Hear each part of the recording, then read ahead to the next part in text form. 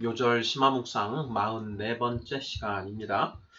오늘 살펴볼 요절은 히브리서 8장 7절로 13절 말씀입니다. 첫째 언약과 둘째 언약, 구약과 신약이라는 소제목 하에 9개의 묵상 질문으로 구성되어 있습니다. 본문 말씀과 질문들 읽어보도록 하겠습니다. 히브리서 8장 7절부터 13절까지요. 자, 7절. 저 첫 언약이 무흠하였더라면 둘째 것을 요구할 일이 없었으려니와 8절. 그들의 잘못을 지적하여 말씀하시되 주께서 이르시되 볼지어다 날이 이르리니 내가 이스라엘 집과 유다 집과 더불어 새 언약을 맺으리라. 9절. 또 주께서 이르시기를 이 언약은 내가 그들의 열조의 손을 잡고 애굽 땅에서 인도하여 내던 날에 그들과 맺은 언약과 같지 아니하도다. 그들은 내 언약 안에 머물러 있지 아니하므로 내가 그들을 돌보지 아니하였노라. 10절. 또 주께서 이르시되 그날 후에 내가 이스라엘 집과 맺을 언약은 이것이니 내 법을 그들의 생각에 두고 그들의 마음에 이것을 기록하리라. 나는 그들에게 하나님이 되고 그들은 내게 백성이 되리라. 11절.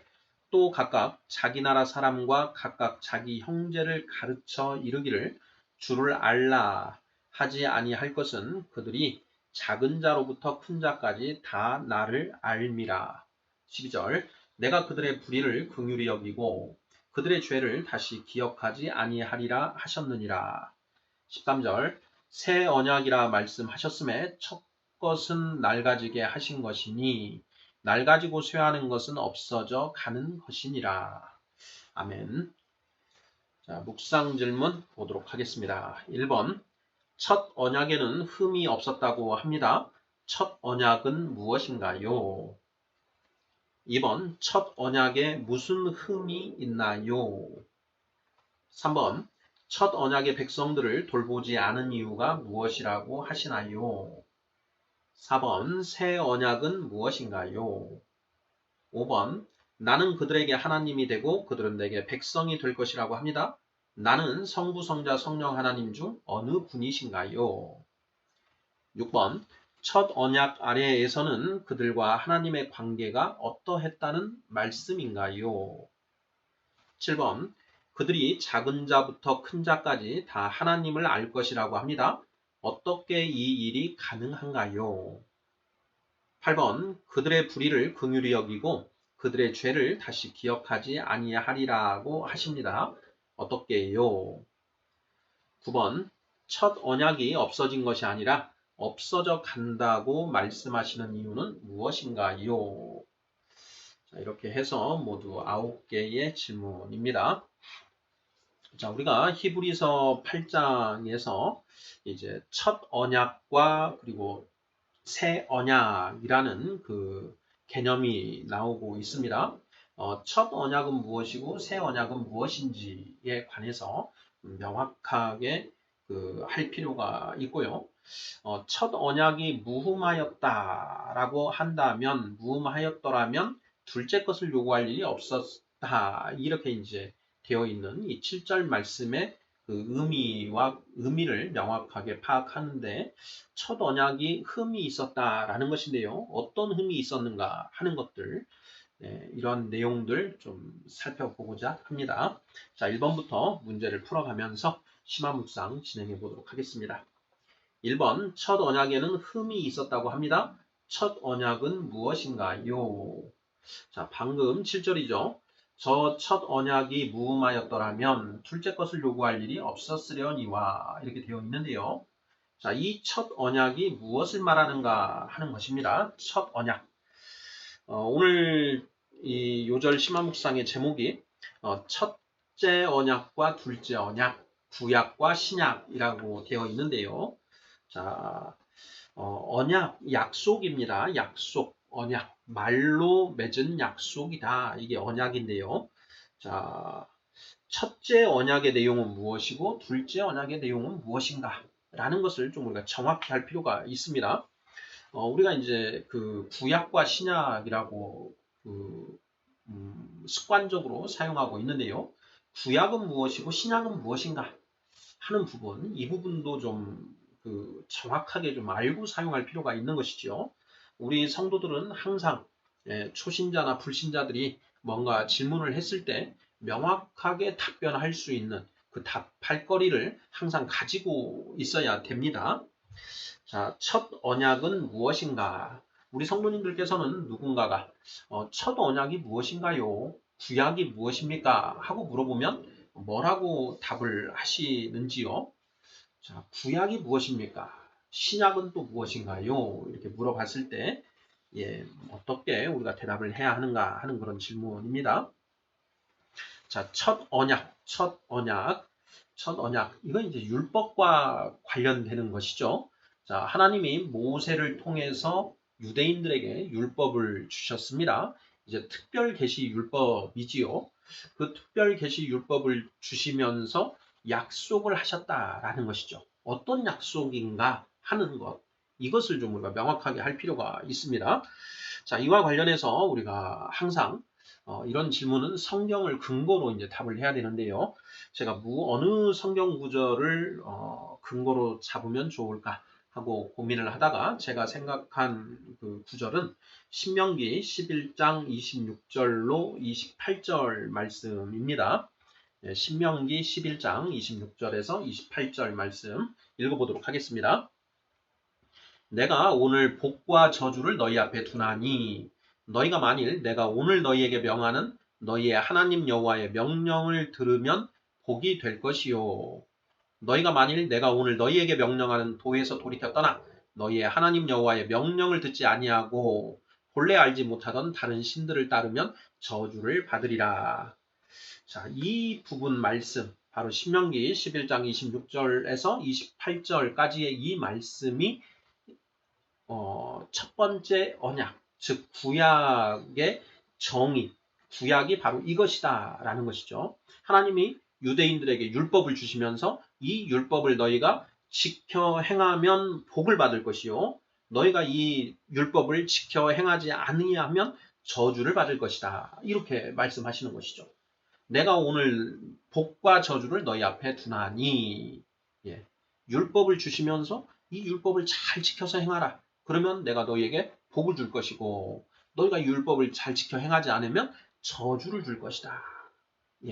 이렇게 말씀하신 것이죠. 다른 말로 바꿔서 하면 자, 이 율법을 잘 지켜 행하면 너희가 천국, 하나님의 나라, 나의 나라에 들어올 것이고 너희가 이 율법을 지켜 행하지 아니하면 지옥으로 가게 될 것이다. 라는 그런 말씀이라고 할 수 있는 것이죠. 바로 그것이 첫 번째 언약이다. 바로 그것이 구약이다. 라는 것입니다. 자, 2번 문제 보겠습니다. 자, 첫 언약에 무슨 흠이 있나요? 하는 질문입니다. 지금 히브리서 8장 7절을 보면 저 첫 언약이 무흠하였더라면 둘째 것을 요구할 일이 없었으려니와 이렇게 기술이 되어 있죠. 자, 이 기술을 우리가 분석을 해보면 첫 번째 언약에는 흠이 있었다라는 것이죠. 자, 첫 번째 언약에는 도대체 무슨 흠이 있었는가? 자, 첫 번째 언약. 이 부분을 보면 첫 언약이 흠이 있었다라는 것인데요. 자, 첫 언약에는 어떤 흠이 있었던 것입니까? 하고 자, 아이들이 묻습니다. 자, 그러면 우리는 자, 그것은 이것을 말한단다 하고 설명을 해줘야 되는데요. 자, 어떻게 설명해야 되느냐 하는 것이죠. 자, 우리 성도님들께서는 자, 이 첫 언약, 구약에 어떤 흠이 있는가? 즉, 율법을 다 지켜 행하면 너희가 복을 받고, 율법을 다 지켜 행하지 않으면 저주를 받을 것이다. 라고 하나님이 그 모세를 통해서 유대인들에게 약속을 주셨는데, 거기에 무슨 흠이 있느냐 하는 얘기죠. 자, 우리 성도님들께서는 뭐라고 답변하시겠습니까? 자, 이것도 역시 성경의 근거가 있어야 되는데요. 자, 어떤 성경의 어느 구절을 근거로 자, 여기에 대해 답변을 하시겠는지요? 하는 그런 질문이 되겠습니다. 제가 이제 이 질문에 대한 이제 답을 모색을 하는데 답은 우리가 쉽게 알 수 있습니다. 자, 율법 자체는 선한 것이요 완전한 것이다. 율법 자체는 좋은 것이죠. 율법은 선하고 완전하다. 문제는 율법이 아니라 문제는 그 율법을 받은 유대인들에게 있는 것이죠. 문제는 사람에게 있다라는 것인데, 자, 사람에게 문제가 있다라는 것이 도대체 무슨 뜻인가요? 자, 율법은 완전한데 사람이 그 율법을 온전히 깨닫고 그 율법대로 살아낼 능력이 사람에게 없더라 하는 것이 문제가 되는 것이죠. 자, 이것을 이제 우리가 말로는 설명할 수 있는데, 자, 성경에서 그 근거를 찾아서 이제 답을 해야 되는데, 어느 구절이 그 근거가 되는가 하는 그런, 예, 그 근거를 잘 제시를 해야 됩니다. 제가 이제 그런 문제의식 하에 이제 찾아봤는데요. 자, 로마서 7장에서 그 답을 찾을 수 있지 않을까, 이렇게 저는 찾아봤습니다. 자, 로마서 7장입니다. 자, 로마서 7장 12절을 먼저 보면은요. 자, 이렇게 되어 있습니다. 이로 보건대 율법은 거룩하고 계명도 거룩하고 의로우며 선하도다. 이렇게 되어 있죠. 자, 율법은 선한 것이다. 이런 것입니다. 그래서 7장 12절, 로마서 7장 12절. 자, 율법은 문제가 없다. 라는 것에 대한 근거는 7장 12절에서 찾으면 되는 것이고요. 자, 문제는 사람에게 있다라는 것인데요. 자, 그것은 이제 그 밑에 14, 15절을 찾아보면 됩니다. 자, 14절. 우리가 율법은 신령한 줄 알거니와 나는 육신에 속하여 죄 아래에 팔렸도다. 15절. 내가 행하는 것을 내가 알지 못하노니 곧 내가 원하는 것은 행하지 아니하고 도리어 미워하는 것을 행함이라. 이렇게 되어 있습니다. 자, 이 말씀이 이 질문에 대한 답이 된다. 즉, 첫 언약에 무슨 흠이 있는가? 율법 자체는 흠이 없는데, 율법에는 문제가 없는데, 사람이 문제다. 자, 사람이 어떤 문제가 있는가? 이거죠. 자, 율법은 신령하다. 그런데 우리 인간이 육신에 속하여 죄 아래에 팔려 있는 게 문제다.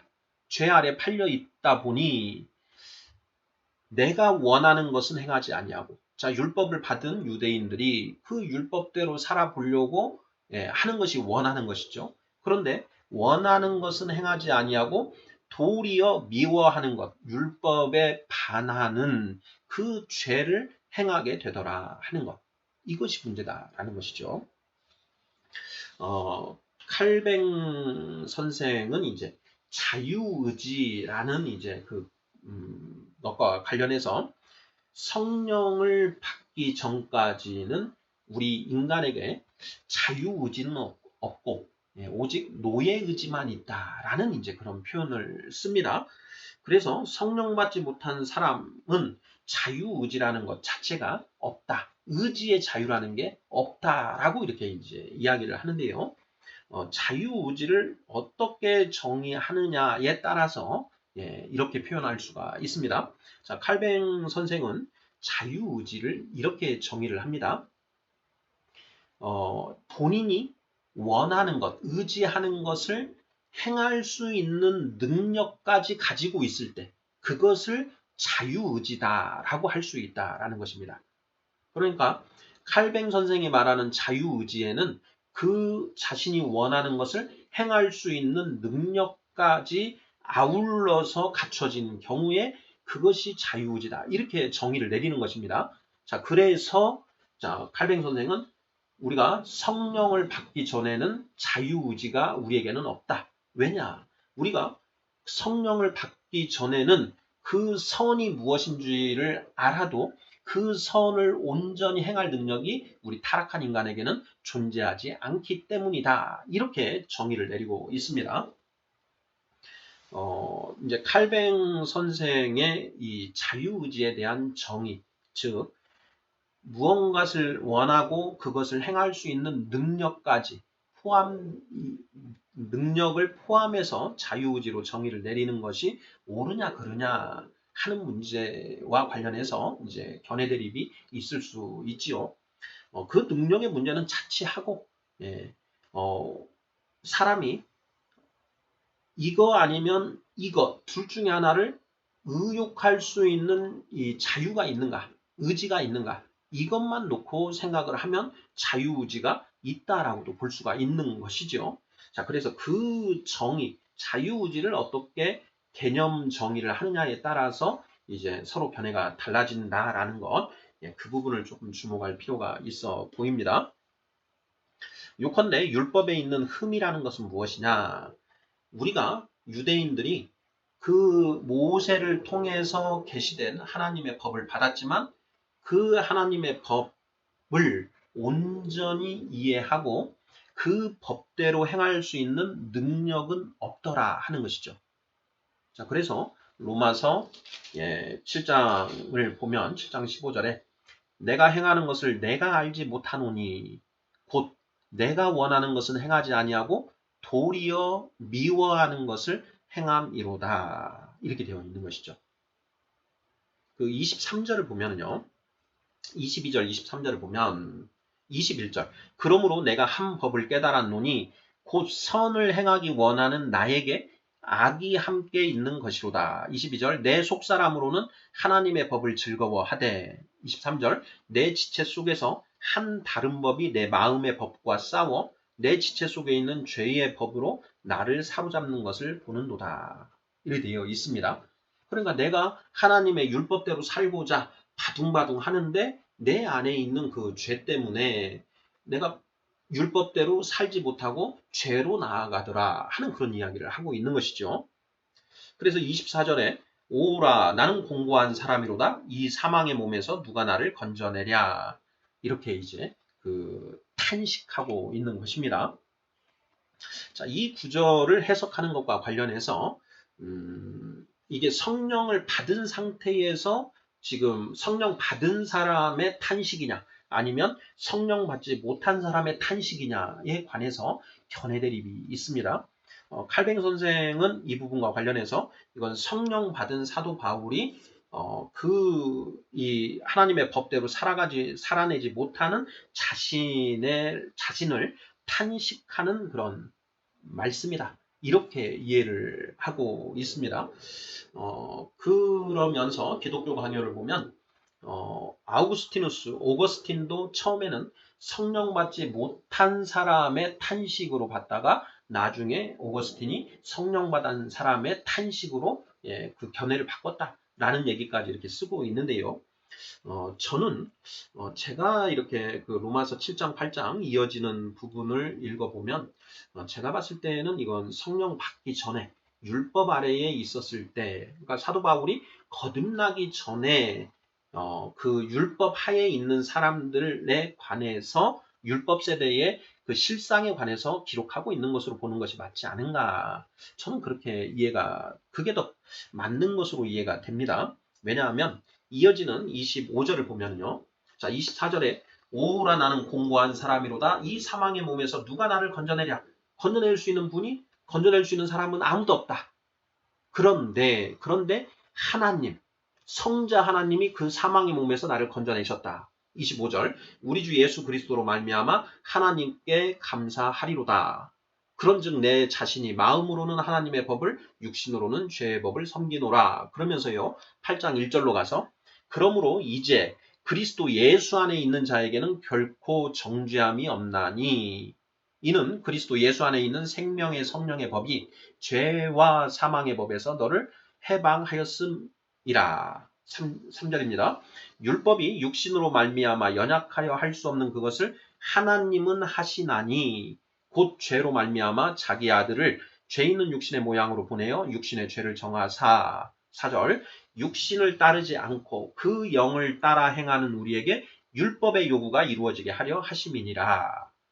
바로 여기 8장 4절이 율법만 가지고 있고 율법의 선물만 받았고 아직 성령의 선물을 받지 않은 그런 율법 세대에게는 그 율법이 우리에게 질곡이 되었다라는 것이죠.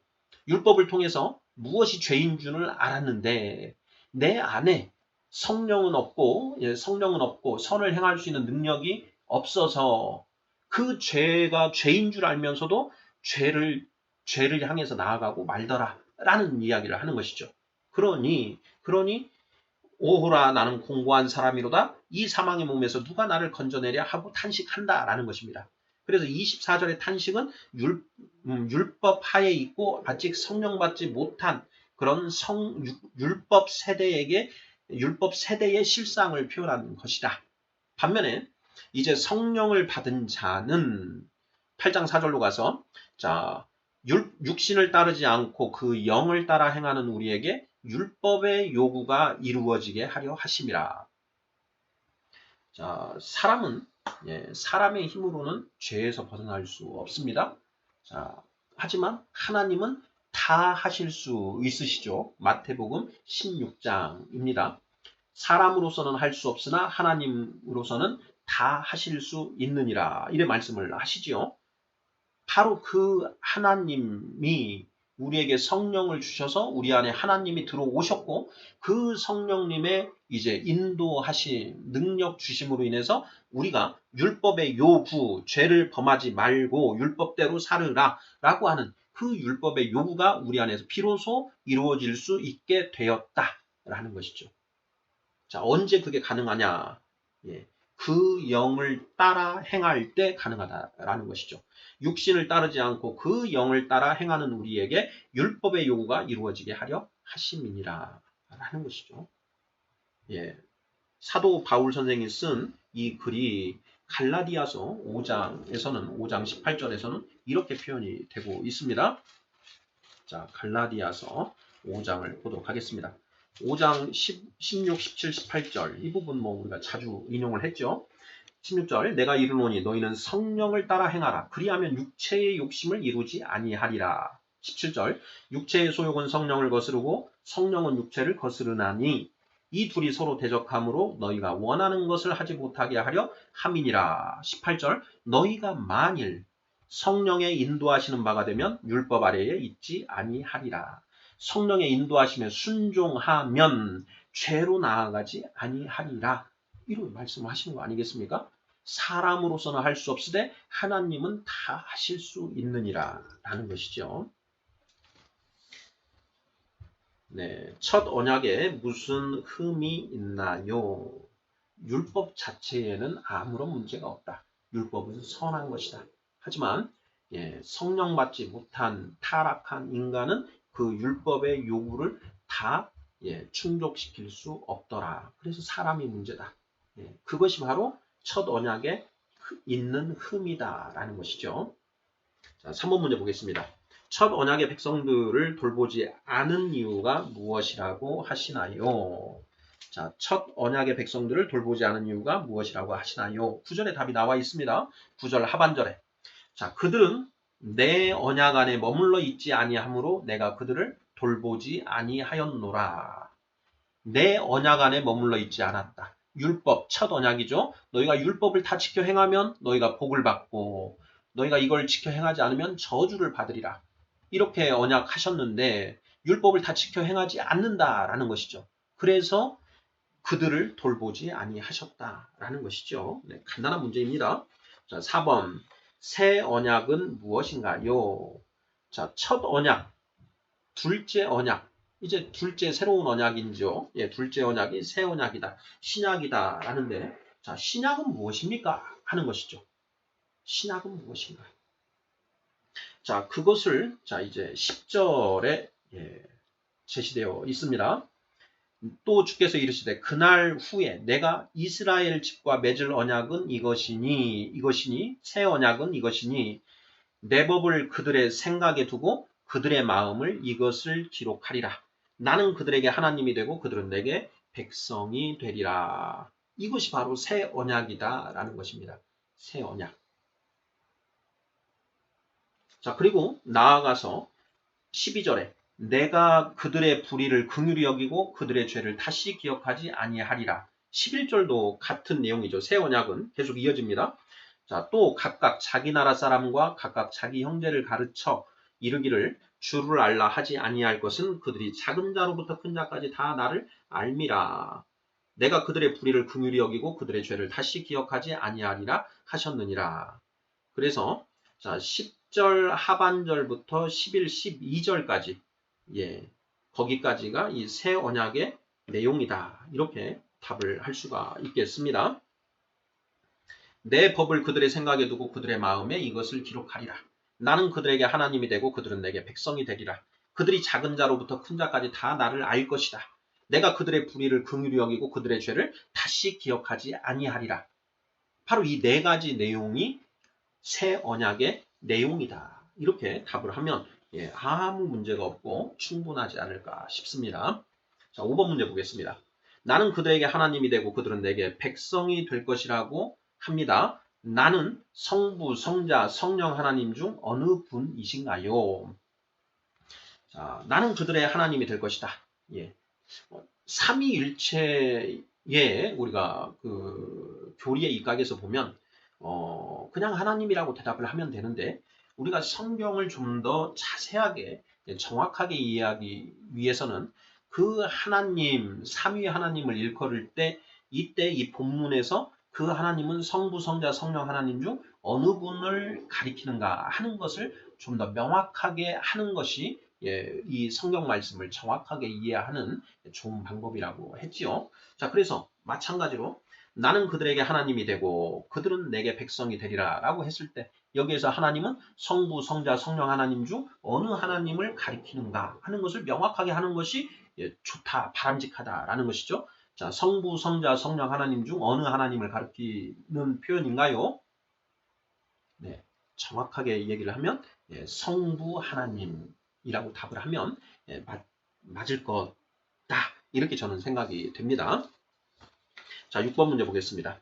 첫 언약 아래에서는 그들과 하나님의 관계가 어떠했다는 말씀인가요? 예. 자, 첫 언약 아래에서, 자, 새 언약, 둘째 언약 아래에서는 그들은 나는 그들에게 하나님이 되고 그들은 내게 백성이 되리라. 이렇게 말씀을 하셨지요. 자, 그러면 첫 언약인 율법 아래에서는 그들과 하나님의 관계가 어떠했는가 하는 그런 질문입니다. 하나님과 성부 하나님과 그리고 그 유대인들 율법을 받은 모세를 통해서 율법을 받은 그리고 그 할례를 하는 그 할례 받은 자들과의 관계가 어떠한 것이냐라는 그런 질문인 것이죠. 예. 하나님은 그들의 하나님이었습니까? 아니었습니까? 나는 그들에게 하나님이 되고 그들은 내게 백성이 되리라. 새 언약 하에서 이렇게 된다는 것이니까 그들은 하나님의 백성인가요? 아닌가요? 아니었다라는 것이죠. 자, 하나님은 그들에게 하나님이 되셨나요? 안 되셨나요? 안 되셨다는 얘기가 되는 것이죠. 또 아울러서 네 가지인데요. 내 법을 그들의 생각에 두고 그들의 마음에 이것을 기록하리라. 이렇게 되어 있습니다. 자, 그러면 율법 하에서는 자, 유대인들이 하나님의 법을 그들의 생각에 두고 그들의 마음에 하나님의 법을 기록하고 있었나요? 없었나요? 없었다라는 이야기가 된다라는 것이죠. 자, 그리고 11절에 나오는 그들이 작은 자로부터 큰 자까지 다 나를 알 것이다 라고 하셨는데 자, 그러면 그들이 작은 자부터 큰 자까지 다 하나님을 알았다라는 것인가요? 몰랐다라는 것인가요? 큰 자 중에는 큰 자는 알았겠지만 나머지 하나님을 안 사람도 있겠지만 나머지는 몰랐을 것이다. 뭐 이렇게 말하면 또 이렇게 틀릴 수도 있습니다. 왜 그러냐 하면 자, 율법으로 구원받을 자가 없다. 율법으로 구원받지 못한다라는 것은 하나님을 알지 못하기 때문에 구원받지 못하는 것이지요. 그러니 율법을 지켜 행하는 것으로 구원받을 자는 없다. 다만 히브리서 이제 11장에 가면 믿음장이다. 우리가 이야기를 하지 않습니까? 이신칭의의 그 법리는 처음부터 알파부터 오메가까지를 관통하는 하나님의 법입니다. 법의 정신이죠. 이신칭의. 그러니까 율법을 통해서 하나님을 온전히 믿은 자들은 의롭다함을 받고 그 의롭다함을 받은 자들은 성령을 받아서 예외적으로 성령을 받아서 그들은 구원받는 자의 그 반열에 들어갈 수 있는 길이 분명히 그때도 있었다. 이제 이런 측면에서 자, 그들이 작은 자로부터 큰 자까지 다 나를 알미라 이렇게 써 있는데 여기에서 작은 자, 큰 자는 영적으로 작은 자, 어린아이, 장성한 자 이런 표현으로 봐야 되겠죠. 뭐 육체가 뭐 육체적으로 봐서 어린아이, 청년, 뭐 장년 이걸 표현하는 것은 아닐 거다라는 것이죠. 그들이 작은 자로부터 큰 자까지 다 나를 알 것이다. 이렇게 말씀하셨으니 율법 하에서는 그들이 작은 자로부터 큰 자까지 다 나를 알지 못했다. 이렇게 반대로 보면 그렇게 해석을 할 수가 있는 것이겠죠. 그러니까 율법주의에 빠져서는 율법주의만으로 율법을 지켜 행하는 것으로 의롭다함을 받을 자는 없다라는 것은 사도 바울 선생님이 명확하게 못 박아서 얘기하는 교리이기 때문에 그들이 작은 자로부터 큰 자까지 다 나를 몰랐다 이렇게 되는 것이겠죠. 자, 그리고 12절. 내가 그들의 불의를 긍휼히 여기고 그들의 죄를 다시 기억하지 아니하리라. 이렇게 되어 있습니다. 이것은 새 언약 하에서 그렇다라는 것이니까 구약 하에서는 율법 하에서는 하나님이 그들의 죄를 기억하시고 그들의 불의를 긍휼히 여기지 아니하신다라는 얘기가 되는 것이겠죠. 반대 해석을 해보면 그렇다라는 것입니다. 자, 그래서 6번에 첫 언약 아래에서는 그들과 하나님의 관계가 어떠했다는 말씀인가요? 하는 부분에서는 이렇게 네 가지를 우리가 생각해 볼 수 있겠습니다. 자, 7번 보겠습니다. 그들이 작은 자부터 큰 자까지 다 하나님을 알 것이라고 합니다. 어떻게 이 일이 가능한가요? 하는 질문입니다. 자, 새 언약, 신약 하에서는 작은 자부터 큰 자까지 다 하나님을 알 것이다. 이렇게 표현하고 있지요. 하나님을 어떻게 아느냐 하는 것입니다. 자, 정답은 무엇인가요? 성도님들 뭐라고 답하시겠습니까? 정답은 성령님의 내적 임재를 통해 하나님을 알게 된다. 이렇게 답을 하면 될 것 같습니다. 작은 자부터 큰 자까지 하나님을 안다라는 것이죠. 작은 자부터 큰 자까지 하나님을 안다. 여기에서 하나님을 안다라는 것은 이제 하나님의 존재하심, 하나님의 살아계심을 인정한다 정도까지의 의미로 이해를 할 수 있겠고요. 작은 자들은 아직 하나님의 뜻을 알지는 못한다라는 것이죠. 하나님의 뜻을 온전히 알지는 못한다. 하나님의 뜻을 온전히 안 자들을 큰 자라고 하고 장성한 자라고 한다라는 것이죠. 자, 어떻게 아느냐? 성령님의 내적 임재를 통해 안다. 자, 이것을 뒷받침하는 성경 말씀은 무엇이냐? 첫째, 잠언 1장 23절이지요. 나의 책망을 듣고 돌이키라. 보라, 내가 나의 영을 너희에게 부어주며 내 말을 너희에게 보이리라. 나의 책망을 듣고 돌이키라. 회개하라 라는 것이죠. 그러면 내가 나의 영을 너희에게 부어주며 성령을 부어주신다 라는 것이죠. 그 성령님의 조명하심하에 내 말을 너희에게 보여주리라. 이렇게 선언하고 있는 것이고요. 자, 요한복음 16장 13절도 이에 근거가 되겠습니다. 자, 그러나 진리의 성령이 오시면 그가 너희를 모든 진리 가운데로 인도하시리니 이렇게 되어 있습니다. 진리의 성령이 너희에게 임하게 되면 그 진리의 성령께서 너희를 모든 진리 가운데로 인도하실 것이다. 그것을 통해서 너희가 하나님을 알게 된다라는 것이죠. 자, 그리고 고린도전서 2장 12절. 우리가 세상의 영을 받지 아니하고 오직 하나님으로부터 온 영을 받았으니 이는 우리로 하여금 하나님께서 우리에게 은혜로 주신 것들을 알게 하려 하심이라. 성령을 주셔서 하나님이 우리에게 은혜로 주신 것들 무엇입니까? 성경 66권 말씀이지요. 그 말씀을 알게 하려 하심이라. 조명해 주셔서 그 말씀이 무슨 뜻인지를 깨닫게 해주신다라는 것이죠. 자, 그것을 통해서 우리는 하나님을 알아가게 된다라는 것이죠. 자, 7번 문제. 그들이 작은 자부터 큰 자까지 다 하나님을 알 것이라고 합니다. 어떻게 이 일이 가능한가요? 자, 예수님께서 십자가에서 죽으셔서 자, 예수 그리스도를 믿는 자들은 죄사함을 받고 성령의 선물을 받을 수 있게 되었지요. 사도행전 2장 38절입니다. 너희가 회개하여 주 예수 그리스도의 이름으로 각각 세례를 받으라. 그리하면 죄사함을 받고 성령의 선물을 받으리니 라고 되어 있습니다. 자, 바로 그렇게 그 예수님의 십자가 죽음을 통해서 열린 성령 시대, 성령의 임재를 통해서 우리가 하나님을 알게 된다. 이렇게 답을 하시면 충분하지 않을까 싶습니다. 8번입니다. 그들의 불의를 긍휼히 여기고 그들의 죄를 다시 기억하지 아니하리라고 하십니다. 어떻게요? 하는 질문입니다. 자, 이건 뭐 간단한 것이죠. 자, 하나님은 율법 아래 허덕이고 있는 인류를 불쌍히 여기셔서 독생자 예수 그리스도를 이 땅에 보내주셨고, 자, 그 오신 예수 그리스도는 십자가에서 대속 제물로 죽으셨습니다. 그 예수 그리스도를 믿고 세례를 받으면 지나간 죄를 없었던 것으로 쳐주신다 하는 것이죠. 그리고 다시 기억하지 않으신다라는 것입니다. 로마서 3장 25절. 로마서 3장 25절.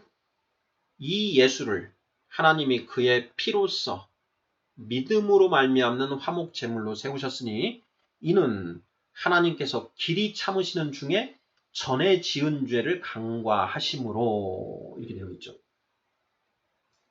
우리가 예수 그리스도, 예수님을 그리스도로 인정하고 예수님을 그리스도로 인정하고 예수님의 이름으로 세례를 받으면 하나님이 우리 죄를 사하여 주신다라는 것이죠. 자, 어떤 죄를 사하여 주시느냐? 지나간 죄. 그때까지 우리가 지은 죄가 많지 않습니까? 자, 잘했다. 네가 예수를 그리스도로 믿고 자, 예수의 사람으로 살기로 결단하고 세례를 받았으니 자, 내가 예수 보혈의 공로로 너가 지금까지 지었던 죄는 내가 다 없었던 걸로 쳐주겠다. 자, 그리고 내가 너에게 성령을 선물로 줄 테인데 그 성령의 도움을 받아서 네가 앞으로는 올바로 똑바로 살아라 라는 것이죠. 지나간 죄를 간과하시고 네가 지금까지 지은 죄는 내가 다 없었던 것으로 쳐주겠다. 이 말씀이신 것입니다. 자, 그러면 성령 받고 난 다음에 우리가 죄를 짓는데 그 죄는 어떻게 없어지나요? 하고 묻겠지요. 자, 그때는 요한일서 1장 9절인가요? 자, 요한일서로 가는 것이죠. 그때는 자, 요한일서 1장 9절. 만일 우리가 우리 죄를 자백하면 그는 미쁘시고 의로우사 우리 죄를 사하시며 우리를 모든 불의에서 깨끗하게 하실 것이요. 이렇게 되어 있죠.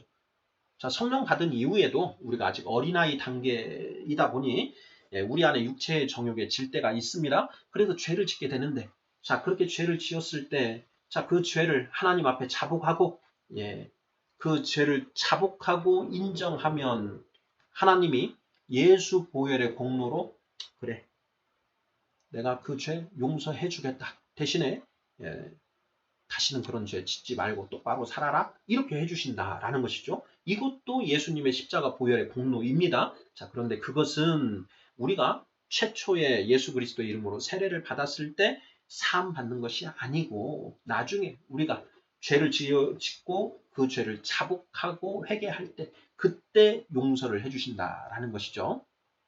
주기도문에도 그게 있지 않습니까? 자, 우리가 우리에게 죄 지은 자를 사하여 준 것처럼 우리 죄를 사하여 주시옵고 이런 조건들이 있는 거죠. 만 달란트 빚진 자의 비유 이러한 것들이 우리가 성령 받은 이후에 회개, 죄 사함과 관련되는 그런 부분인 것이죠. 8번 그들의 불의를 긍휼히 여기고 그들의 죄를 다시 기억하지 아니하리라고 하십니다. 어떻게요? 하나님의 독생자, 하나님의 아들, 하나님의 말씀을 이 땅에 육신으로 보내셔서 십자가에 죽게 하심으로 대속 제물 되게 하셔서 우리의 죄를 용서해 주시고 다시 기억하지 아니하셨다. 이런 맥락으로 답을 하시면 충분할 것 같습니다. 자, 마지막 9번 문제입니다. 첫 언약이 없어진 것이 아니라 없어져 간다고 말씀하시는 이유는 무엇인가요? 자, 히브리서 9장 13절입니다. 새 언약이라 말씀하셨음에 첫 것은 낡아지게 하신 것이니 낡아지고 쇠하는 것은 없어져 가는 것이니라. 이렇게 표현을 하고 있습니다. 예수님이 성령 시대를 열으셨죠. 모세는 율법 시대를 열었습니다. 자, 예수님이 성령 시대를 열으셨기 때문에 그러면 율법 시대는 이제 완전히 율법은 이제 없어진 것인가 하는 그런 질문을 우리가 가질 수 있죠. 그런데 예수님은 자, 이 천지가 끝날 때까지 율법의 1.1획이라도 없어지지 않을 것이다. 이런 말씀을 하시죠. 또 한편으로는 나는 율법을 폐하러 오셨다. 이런 말씀도 하신단 말이죠. 그럼 그 말씀들의 관계를 어떻게 우리가 이해를 해야 하는가? 이것이 굉장히 좀 헷갈릴 수 있습니다. 그런데 사실 굉장히 알고 보면 간단한 내용인 것이지요. 자, 오늘날 유대인들 율법을 예수 그리스도를 받아들이지 않고 자, 성령 받지 못한 채 율법에 얽매여 살고 있는 그 유대인들이 자, 육신이 이제 죽었습니다. 자, 그리고 최후의 심판, 백보자, 크고 힘보자 심판 때 이제 부활을 하겠지요. 자, 육신의 부활을 하고 그 백보자 심판대 앞에 서서 심판을 받습니다. 자, 그때 그 사람은, 그 유대인은 자, 무엇으로 심판받는가 하는 것입니다. 그 사람은 율법으로, 모세의 율법으로 심판을 받는다라는 것이죠. 예수님이 그 말씀도 하셨습니다. 너희를 고발하는 자는 바로 너희에게 율법을 준 모세가 너희를 고발할 것이다. 너는 이 율법을 지키지 않았다. 이 사람은 이 율법을 지키지 않았습니다. 하고 모세가 너희를 고발할 것이다. 이렇게 말씀하시지 않습니까? 바로 그것처럼 그 유대인들, 율법 붙들고 살았던 모세를 통해서 하나님이 주신 그 율법을 붙들고 살았던 그 유대인들은 그 율법을 기준으로 심판을 받는다라는 것이죠. 자, 우리 성령 받은 성도들은 어떻습니까? 우리는 그 생명의 성령의 법인 그 성령의 법으로 심판을 받는다라는 것입니다. 자, 그러면 유대인도 아니고 성령도 받지 않은 나머지 자연인들은 어떻습니까? 이렇게 되는 것이죠. 자, 그들은 무엇으로 심판받습니까? 천지 만물, 하나님이 창조하신 천지 만물에 새겨진 하나님의 법으로 심판을 받는다라는 것이죠. 로마서 1장 20절이지요. 로마서 1장 20절. 그리고 2장 14, 15절입니다.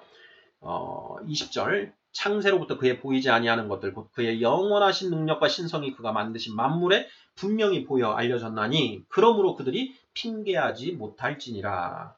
하나님이 타락한 인류에게 첫 번째 선물로 가죽옷을 주셨습니다. 가죽옷은 이성과 양심이라고 했지요. 그 이성과 양심으로 하나님이 창조하신 천지 만물 또 인간 본성에 새겨진 하나님의 법을 알 수 있다라는 것이죠. 탐구하고 알 수 있다. 그 이성과 양심에 의해서 천지 만물에 새겨진 하나님의 법을 발견하고 그 법대로 살았으면 천국, 영생의 심판, 판결을 받는 것이고 그렇지 못했으면 영벌의 판결을 받는다라는 것이죠. 자, 로마서 2장 14, 15절 읽어보겠습니다. 자, 율법 없는 이방인이 본성으로 율법의 일을 행할 때에는 이 사람은 율법이 없어도 자기가 자기에게 율법이 되나니 이런 이들은 그 양심이 증거가 되어 그 생각들이 서로 혹은 고발하며 혹은 변명하여 그 마음에 새긴 율법의 행위를 나타내느니라. 하나님이 완전 타락한 아담과 하와에게 가죽옷을 입혀 주셨습니다. 그 가죽옷이 상징하는 게 무엇이냐? 이성과 양심이죠. 자, 이성과 양심을 가지고 우리는 천지 만물에 새겨진 하나님의 법을 알 수 있다라는 것이죠. 그것을 알 수 있음에도 불구하고 탐구하지 않고 알려고도 하지 않았다. 그것은 핑계하지 못한다라고 얘기를 하고 있는 것이고요. 우리 안에 있는 양심이 이것은 하면 안 돼. 그럼 그건 잘못한 거야. 하는데도 불구하고 양심을 쳐버리고 죄를 범했다라는 것이죠. 바로 그것을 근거로 해서 그들은 이성과 율법 양심만을 받은 자들은 그것에 의해서 천지 만물에 새겨진 하나님의 법에 의해서 심판을 받는다라는 것입니다. 자, 따라서 율법은 천지가 폐하여지기 전까지 1.1획도 떨어지지 않는다. 왜냐? 백보자 심판 당시에 유대인들은 그 율법에 의해서 심판을 받을 것이기 때문이다. 라는 것이죠. 그래서 예수님이 율법의 1.1억도 떨어지지 아니하리라 이렇게 말씀하셨다라는 것이 저의 이해입니다. 또 나아가서 자, 예수님은 그 율법의 종지부를 찍고 이제 성령 시대를 여셨다라는 것이죠.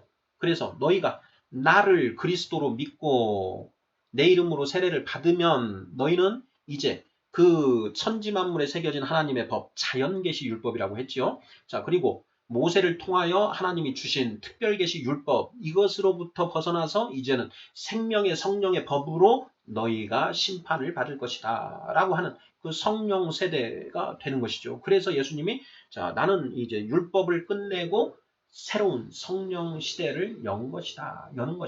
이렇게 말씀을 하시는 것이다. 이것이 저의 이해입니다. 자, 요절 심화 묵상 44번째 시간으로 히브리서 8장 7절로 13절까지 첫째 언약과 둘째 언약, 구약과 신약에 대해서 살펴보았습니다. 구약은 율법, 신약은 성령. 예. 율법은 죽음의 사망의 법이다. 이렇게 되어 있죠. 로마서 8장 2절. 자, 죄와 사망의 법인 율법이 이게 이제 구약인 것이고요. 생명의 성령의 법이 신약. 예수님이 우리에게 새롭게 주신 더 좋은 선물이다라는 것이죠. 성령 받았다고 무조건 구원받는 것은 아니다. 그 성령님의 인도하심에 내 몸을 쳐서 죽기까지 순종함으로 나아간 자들이 구원받는다. 이것이 성경의 맥락이 아닌가 저는 이렇게 생각이 됩니다. 아멘.